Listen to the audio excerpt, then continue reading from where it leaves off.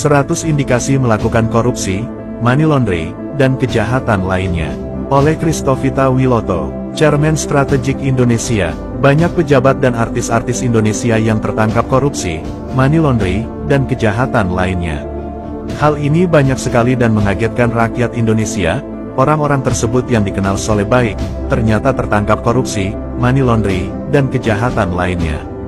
Berikut 100 indikasi, ingat ini bukan bukti, yang sering muncul pada pola hidup dan kerja pelaku korupsi, money laundering, dan kejahatan lainnya di Indonesia, untuk membantu membaca tanda-tandanya secara sistematis. Ingat, semua ini perlu verifikasi hukum dan audit yang sah. Tapi semua rakyat Indonesia harus tahu indikasinya, dan justru silau dengan indikasinya. 1. Lonjakan mendadak pada laporan harta, tidak sejalan dengan penghasilan resmi. 2. Istri di media sosial sering memamerkan barang-barang mewah. 3. Istri di media sosial tampil dengan pakaian merek terkenal secara berlebihan. 4. Istri di media sosial sering jalan-jalan ke luar negeri dengan gaya serba mewah. 5. Istri tampil dengan perubahan kecantikan drastis dalam waktu singkat. 6. Istri sering melakukan operasi plastik, estetika dan memamerkannya. 7. Koleksi mobil tiba-tiba banyak dan harganya mahal-mahal. 8. Koleksi motor tiba-tiba banyak dan harganya mahal-mahal. 9. Pembelian properti dan tanah terjadi beruntun dalam waktu singkat. 10. Renovasi rumah besar-besaran tanpa sumber dana jelas. 11. Sering memakai jam tangan super mahal, limited edition. 12. Anak-anak memamerkan gaya hidup mewah di media sosial. 13. Anak bersekolah di luar negeri dengan biaya sangat tinggi tanpa beasiswa. 14. Sering menginap di hotel bintang 5 dan villa eksklusif saat dinas pribadi. 15. Sering terbang kelas bisnis first class untuk urusan yang sebenarnya biasa. 16. Memiliki keanggotaan klub golf eksekutif yang mahal. 17. Sering menyewa yacht private jet untuk liburan. 18. Memiliki hewan peliharaan langka, mahal sebagai simbol status. 19. Sering pesta besar dan meriah di hotel, restoran mewah. 20. Sering memberi hadiah parsel mewah ke kolega, atasan, bawahan. 21. Intens bertemu vendor tertentu menjelang tender lelang. 22. Tender sering dimenangkan oleh perusahaan yang terafiliasi keluarga kerabat. 23. Skema penunjukan langsung berulang kepada vendor yang sama. 24. Kontrak sering dipecah-pecah agar nilai di bawah batas audit. 25. Spesifikasi lelang disusun hanya cocok untuk satu vendor. 26. Ada fee, konsultasi, atau success fee, yang tidak transparan. 27. Muncul perusahaan baru tiba-tiba menang proyek besar. 28. Vendor pemenang memakai alamat kontak yang sama dengan pihak keluarga. 29. CSR perusahaan diarahkan ke yayasan pribadi keluarga. 30. Dana perjalanan dinas dan uang saku dibengkakkan tanpa alasan. 31. SPJ, nota pembelian sering fiktif atau di markup.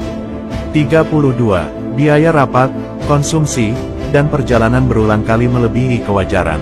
33. Ada proyek, acara, atau sosialisasi, tanpa output nyata. 34. Barang yang diterima tidak sesuai spesifikasi atau jumlahnya dikurangi. 35. Pembayaran diminta dipercepat sebelum pekerjaan selesai. 36. Terdapat uang rokok, atau uang terima kasih, jadi kebiasaan. 37. Sering minta dibayar tunai untuk transaksi besar. 38. Sering menggunakan rekening pihak ketiga nomini untuk menerima dana. 39. Ada setoran rutin ke rekening keluarga, kerabat tanpa dasar sah. 40. Memiliki banyak rekening bank di berbagai kota, negara. 41. Sering menggunakan safe deposit box dan brankas besar di rumah. 42. Ada simpanan falas, emas batangan, dan batu mulia dalam jumlah besar. 43. Ada transaksi pecah-pecah tepat di bawah ambang pelaporan.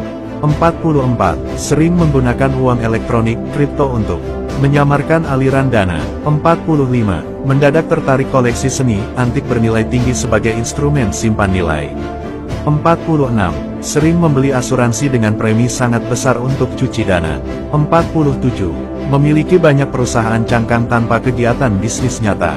48. Ada aliran dana ke trust offshore atau properti luar negeri. 49. Pembelian kendaraan atas nama sopir, ART, atau staf. 50. Dokumen BPKB kendaraan diagunkan silang berkali-kali. 51. Nomor polisi, cantik, banyak dipakai di garasi yang sama. 52. Sering balik nama aset menjelang pemeriksaan internal. 53. Memiliki beberapa rumah kafling dalam satu komplek land banking. 54. Sertifikat tanah sering dipecah-pecah atas nama kerabat. 55. Renovasi properti dilakukan bertahap untuk menghindari sorotan nilai besar. 56. Ada rumah kos kontrakan yang dipakai menyimpan barang mewah. 57. Kontrak sewa jangka panjang dipakai sebagai kedok penguasaan aset. 58. Memiliki apartemen kosong yang hanya dipakai sesekali untuk pertemuan tertutup. 59. Komunikasi penting dilakukan via aplikasi pesan yang otomatis menghapus. 60. Sering ganti nomor telepon dan perangkat. 61. Percakapan menggunakan istilah sandi untuk uang, barang. 62. Menolak membuka data keuangan saat diminta auditor internal, eksternal. 63. LHKPN tidak dilaporkan, diupdate tepat waktu atau isinya tidak lengkap. 64. Ketidaksesuaian antara LHKPN dan kenyataan aset di lapangan. 65. Sering mempengaruhi mutasi, promosi panitia pengadaan. 66. Menekan bawahan untuk tanda tangan dokumen tanpa waktu telaah. 67. Menggunakan pengacara, pelobi kelas atas sebelum ada perkara apapun. 68. Ada upaya intimidasi ke saksi, whistleblower. 69. Ada kedekatan luar biasa dengan penegak hukum atau pemeriksa. 70. Memiliki notaris, PPAT, dan akuntan, langganan, untuk semua transaksi. 71. Sering bepergian ke kota meeting, yang sama dengan vendor tertentu. 72. Perjalanan dinas membawa keluarga namun dibebankan ke anggaran. 73. Ada kebiasaan, study tour, berulang ke tempat wisata mahal. 74. Sering mengadakan rapat di luar kota tanpa urgensi substantif. 75. Ada perubahan gaya pakaian, aksesori mendadak ke merek super premium. 76. Sering hadir di acara sosialita, gala dinner sebagai sponsor pribadi. 77. Ada lelang amal, yang diduga jadi tempat jual cepat barang mewah. 78. Profil media online penuh advertorial yang memoles citra pribadi. 79. Akun medsos keluarga tiba-tiba dikunci saat ada kasus mencuat. 80. Postingan lama yang memamerkan kemewahan mendadak dihapus massal. 81. Ada aktivitas derma, filantropi mendadak dalam jumlah besar. 82. Sering disebut orang kuat untuk melobi proyek lintas instansi. 83. Memiliki tim komunikasi khusus untuk mempengaruhi opini publik. 84. Ada pertemuan tertutup di kafe, hotel larut malam menjelang keputusan proyek. 85. Menolak sistem e-procurement yang transparan, lebih memilih manual. 86. Kebijakan teknis diubah mendadak yang menguntungkan pihak tertentu. 87. Target proyek tidak realistis namun tetap dipaksakan menutup celah audit. 88. Memiliki saham minoritas, diam-diam, di perusahaan vendor. 89. Saham ditempatkan atas nama kurir, driver art. 90. Memiliki rekening pendidikan, hibah untuk anak dari vendor. 91. Hadiah ulang tahun keluarga berupa barang super mewah dari relasi bisnis. 92.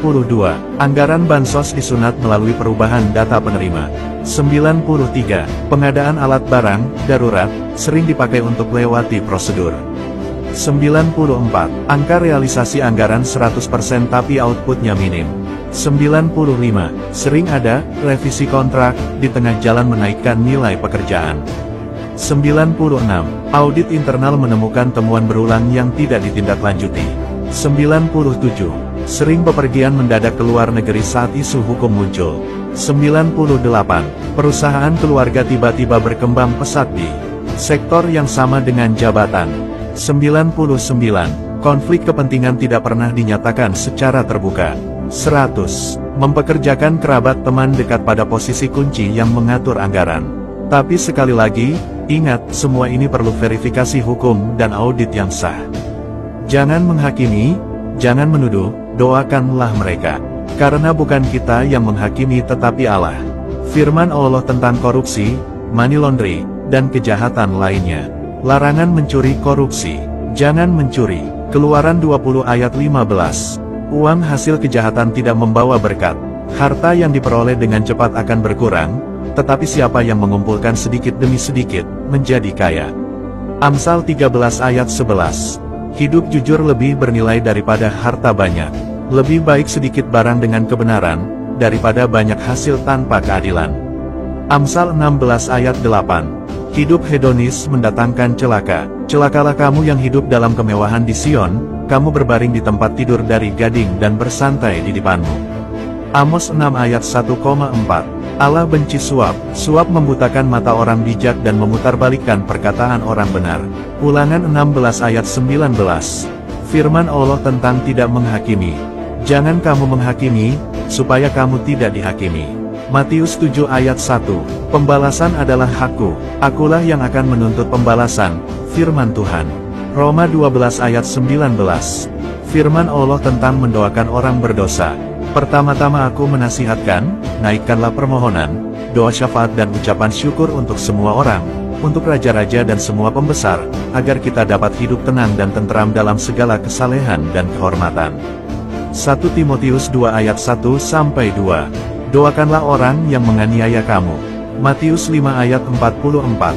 Jadi arahan Allah Bapa singkatnya, jangan ikut korupsi, jangan hidup hedonis, jangan melaundri uang kotor, jangan menghakimi, tapi doakan mereka, karena penghakiman milik Allah.